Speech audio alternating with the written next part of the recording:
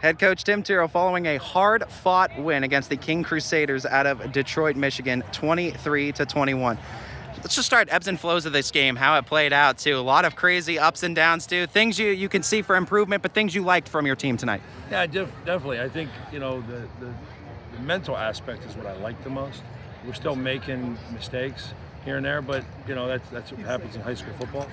We got to be a little bit cleaner with that stuff, especially with the first half, with the turnover and missing a couple throws. But then Nick turns around, quarterback turns around, has an unbelievable second half. We just got to put that together.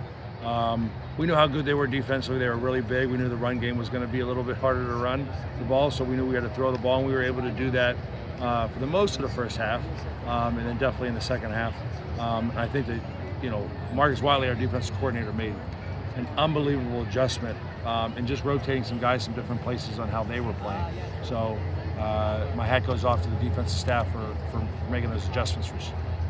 Stop right after that first drive. We kind of stopped them from being able to do what they wanted to do. You guys put your trust in your kicker, Jeremy Hamill, to deliver, and boy, did he ever. Just talk to me about what was kind of like the mentality like with that during the last drive. Was there a certain yard line you wanted to get to? What was kind of like, what were you thinking, It was close. It was close. He's been banged up in the offseason. He had some hip issues, but he's getting better. So he's a really smart kid, probably one of the smartest kids in the school. He was telling his kicking coach what yard line we needed to get to.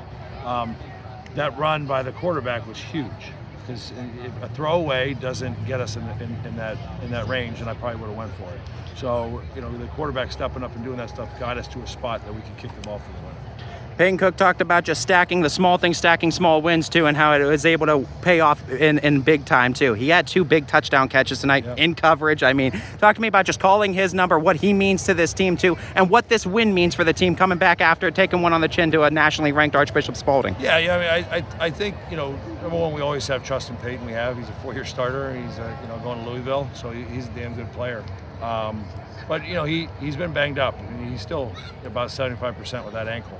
We got to get him healthy the next 2 weeks. But he played last week on a really bad ankle, and he just kept coming and coming and coming. But to be able to bounce back after the Spalding game and how we lost the Spalding game, the score looked really bad to people that weren't there. We just didn't play HOBAN football mentally out there. There was a lot of penalties, a lot of different things that were going on. So we came back and we played tough-minded football, and that's what it's all.